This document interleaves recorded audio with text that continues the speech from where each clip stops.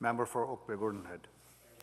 I thank the member opposite for raising this issue at this particular section. I was going to raise a similar issue at subsequent sections. It does come in numerous places. I want to start by commending government for actually addressing an issue that clearly is an important issue and for providing additional resources to the rental tenancy process, because it is a very burdensome process. I do want to bring forward the concerns that were just expressed. It is an issue that I raised at second reading too. The problem is that I suspect that there's a lot of unforeseen consequences that might arise if this is not thought through in its entirety. And I give an example, and the member opposite, member from Vancouver Falls Creek, highlighted a number. One is, let's suppose hypothetically that you have a rental agreement with a number of renters, and these renters are living in the same quarters. The problem is that when you sign an agreement, you're actually protecting other renters as well as the landlord. So by signing a short-term agreement, you might have multiple people with tenancy agreements sharing rooms in a basement suite. And in fact, what's critical is that you ensure that there's a relationship not only between the landlord and the tenant, but between the tenants themselves. Now, we understand that there is a process to go through this by appealing, etc., but it is so burdensome, it is so impossible. I mean, those who have had to try to remove a tenant, even with damage or not paying rent, you can issue all the eviction notices you want. The reality is it's very, very difficult to evict a bad tenant as it stands. So the beauty of a short term, when I'm talking short term, I think the member from Vancouver Falls Creek we've discussed this. We're talking 3 months, 4 months.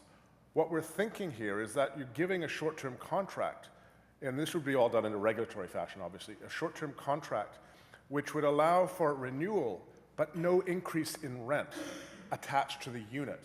So what this does is the advocacy groups were trying to attach rental increases to a unit.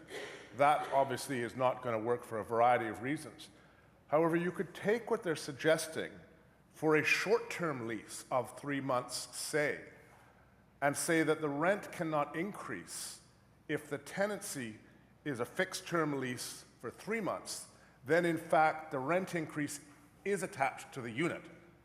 And so what I'm trying to see is wondering if the minister might consider this, as she discussed with civil service, about a means and ways of protecting not only tenants and landlords from bad renters, not only landlords from bad renters, but other tenants as well.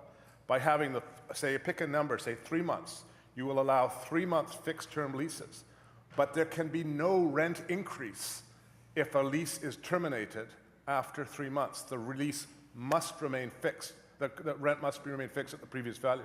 This would allow landlords and other tenants to be protected in the case of an inappropriate relationship or a tenant who's created some issues. Minister.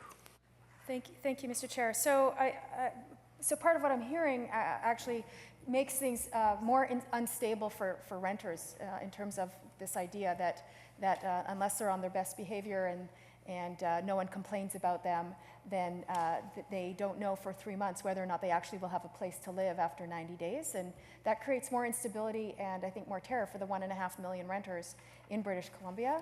But there are provisions in the Act that allow a landlord, should there be a problem tenant, and even if it is with other tenants in the building or in the basement suite or whatever the arrangement is, that there is an opportunity to have that tenant removed. So that currently does exist in the Act. Oak Bay Gordon Head. Thank you, Honourable Chair. With respect, again, I reiterate, every landlord in the province of British Columbia understands that there's a process. But heaven forbid you actually have to enter into this process, because the process is very prejudicial, in my view, and in many people's views, against the landlord.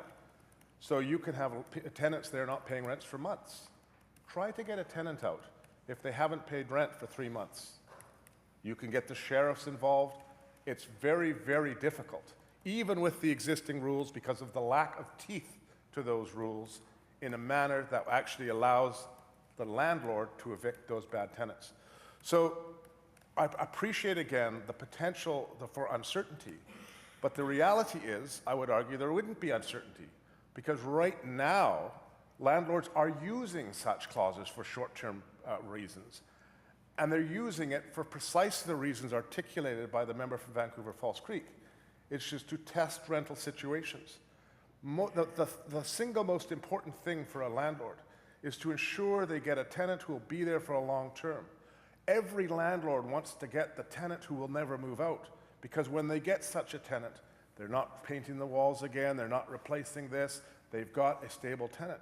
So in most tenants, I mean, we're talking about a few landlords and a few tenants in all regards here, but we're focused entirely on the tenants who've been abused, frankly, by those few landlords who've kind of created the need for this regulation.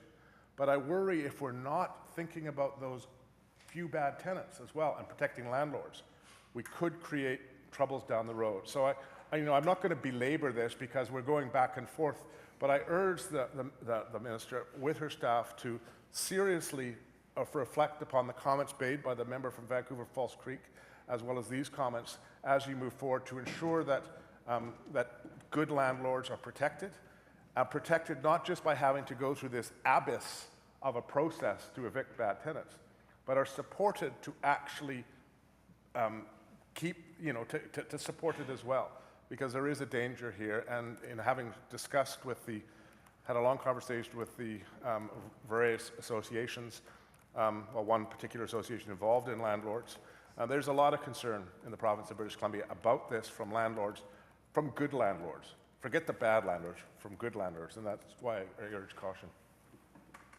Minister. Thank you, Madam Chair. Welcome. I take the members' concerns quite seriously, and our government does, and that's why we have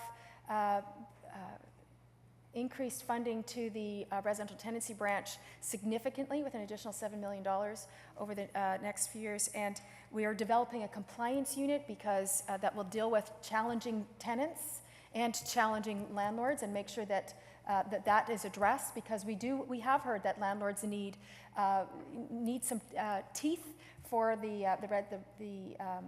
act, and so we're also making sure that we're strengthening the administrative penalties. So we've heard that feedback, and we're strengthening the act. We're strengthening the ability of the residential tenancy branch to do its job as it's supposed to, and we're also simplifying the process for accessing the residential tenancy branch and getting the help that it needs. And we're going to be monitoring it closely, because I have asked for feedback to make sure that it is doing what it's supposed to do, because at the end of the day, this is about managing relationships. We know that landlord-tenant agreements is a relationship, and we want it to work, and most of the time, I think they do work most of the time.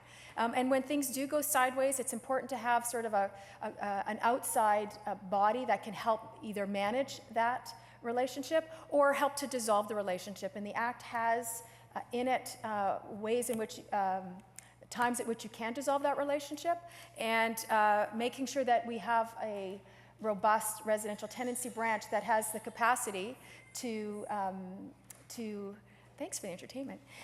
It has the capacity to do its job is very, very important, and we're going to be monitoring it closely. Member for Oak Bay, Gordon Head. Thank you, Honourable Chair. I just wanted to thank the Minister for her thoughtful response to the questions.